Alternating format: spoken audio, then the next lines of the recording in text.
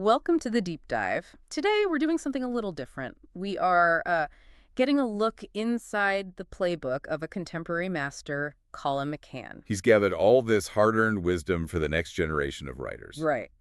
And if you've ever read Rainer Maria Rilke's Letters to a Young Poet, this is sort of the spiritual successor. It's modern, it's full of grit, and it really doesn't pull any punches. Not at all. So our mission today is to mine these letters for the non-obvious truths of writing. To find the real shortcuts to what makes a story last. And that mission, it has to start where Rilke started, really. Because that one question he asked is still the foundation for any creative work. The famous one. The famous one. He's known for his tough love, and he gives you this fundamental, inescapable question. He says you have to ask yourself, in the most silent hour of your night, must I write? That's the ultimate gatekeeper question, isn't it? It's like, if the answer isn't this deep, biological yes, If you can live without it. then you absolutely should. And you hear that same kind of, severity in McCann's approach with his MFA students. He tells them, I can teach you nothing. Which sounds brutal. It does. He says, now that you know this, go learn. But it's not meant to be an insult. It's really an initiation. If you think a teacher can just hand you the skill on a platter, you're already on the wrong track. He's trying to guide you toward the fire so you can learn how to handle it yourself. And then pass it on. Exactly. So that's what this deep dive is all about. It's that tension, the tension between the tedious day-to-day process, the just showing up. And the bigger purpose, the transcendent, almost spiritual reason we tell stories in the first place. We're looking for the tools that connect those two things. Right. And the best place to start is where everyone starts. The rules. Okay, let's get into it. Because if you're looking for a formula, the first thing you run into is that W. Somerset Maugham quote. Oh, yeah.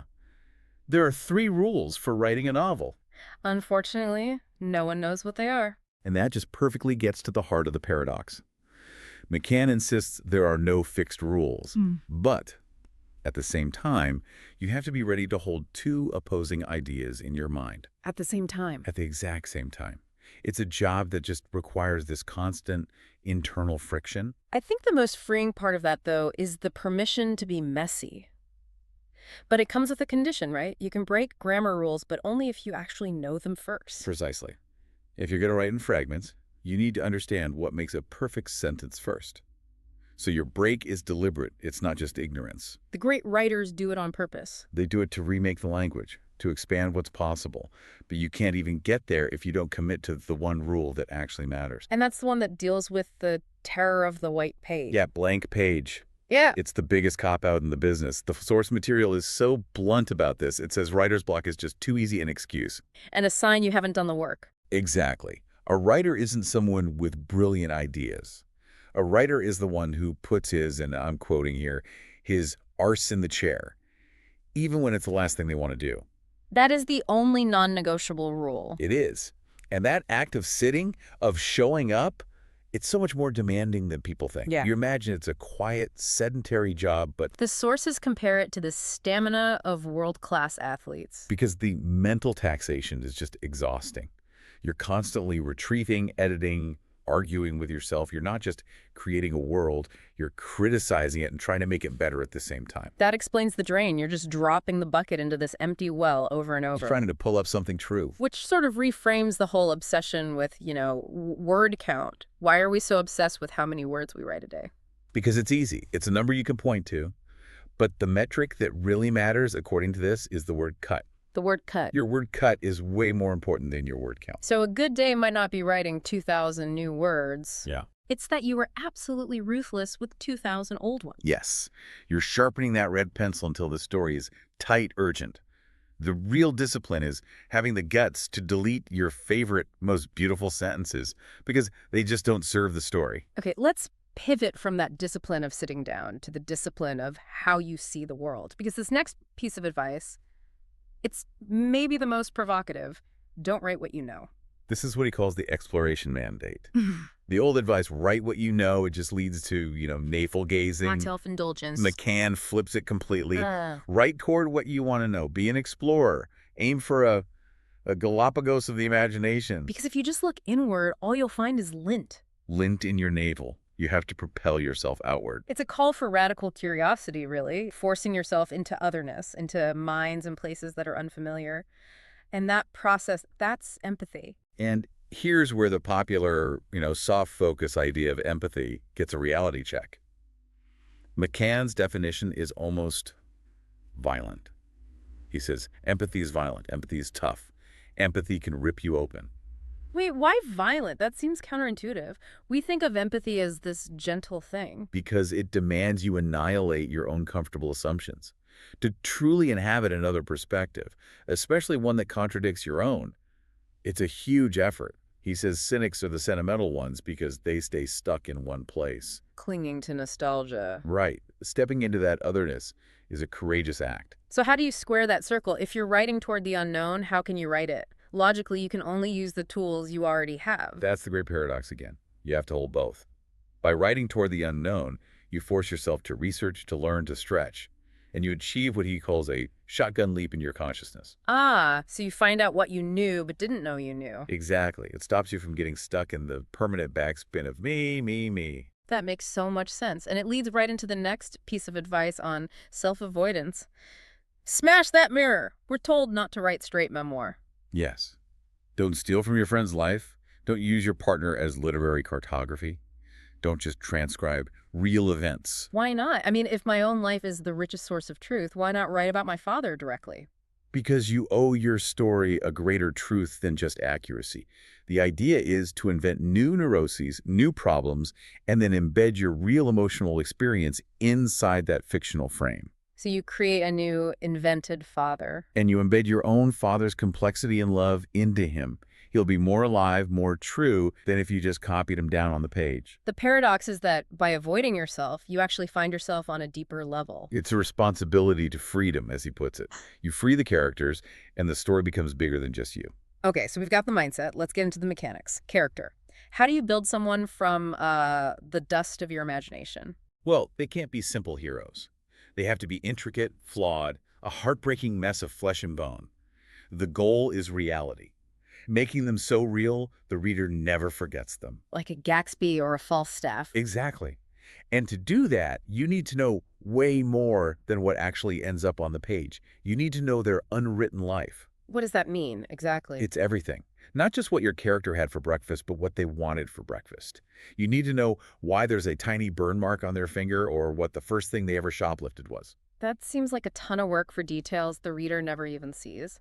But that internal knowledge informs everything they do. Mm-hmm. If you know they shoplifted chocolate as a kid, it informs their relationship with guilt, with risk. Ah. It gives them weight on the page. And if you don't know your character that well? The advice is to stop writing the story and write a letter to them. Ask them, why don't I know you yet? That's a great exercise. Huh? Okay, what about dialogue? How these characters speak. The advice here is pretty blunt. Dialogue is never real. It's totally true. If you just transcribed a real conversation, it would be a mess. Yeah. Full of stutters, filler. It would feel fake on the page. So it has to be honest, but not literally real. It has to have the appearance of ease, like it just slipped off the tongue naturally. And how do you do that? What are the practical tips? Interruptions are great. People Yeah. interrupt each other all the time. Also, remember that people rarely say exactly what they mean. They talk around it. Lies and evasion are interesting. And avoid those big clunky dialogue tags like, he bellowed. Oh, definitely. Yeah. Let the words carry the weight. And with accents, less is more. Right. You don't need to transcribe a dialect. A wee bit is enough to get a Northern Irish accent. Just give the reader one clue and trust them. All of this creative work has to be grounded in something, though. Which brings us to research. The warning is pretty stark. Google isn't deep enough. No. Research is the bedrock. It's how you write beyond your own experience. You have to go to libraries, look at old maps, archival photos, and talk to people. Meet a different life halfway.